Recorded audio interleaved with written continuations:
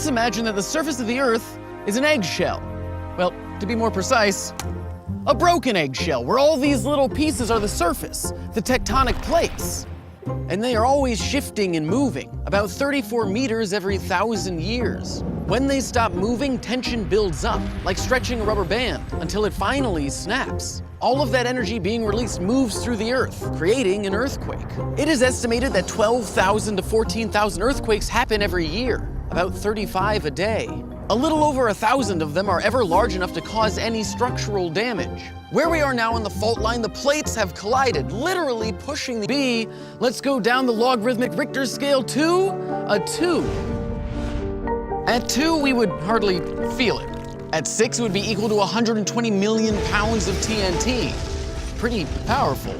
At 8, we get to the 1906 San Francisco quake of magnitudes. When the Richter scale was created, 0 was assigned to the smallest earthquakes measurable at the time. If we go to, say, -0.2, the energy equivalent would be that of 30 matches being lit. Pretty tiny comparatively, and we wouldn't even feel it. But scientists can measure it. As it turns out, we can measure earthquakes that don't even happen on Earth. In the 60s and 70s, Apollo astronauts put seismometers on the moon, which revealed quakes of up to 5.5 on the Richter scale, and they lasted for 10 minutes. On Earth, quakes generally dissipate much more quickly.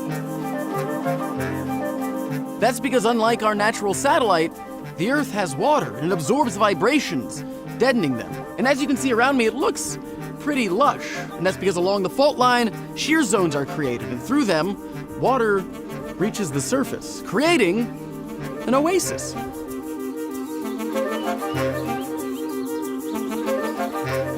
The fault line just doesn't run through the desert. It runs through cities and towns, like this one. And the damage it would cause would be catastrophic. What do we do to stop it? Well, that's the scary thing about earthquakes. We can't. Generally, we don't even know when they're going to happen. The last big one occurred in California in 1857.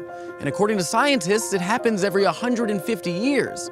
But it's already been 158. What everyone says is to be prepared. The SCEC started the Shakeout program, which instructs you to drop, cover, and hold on.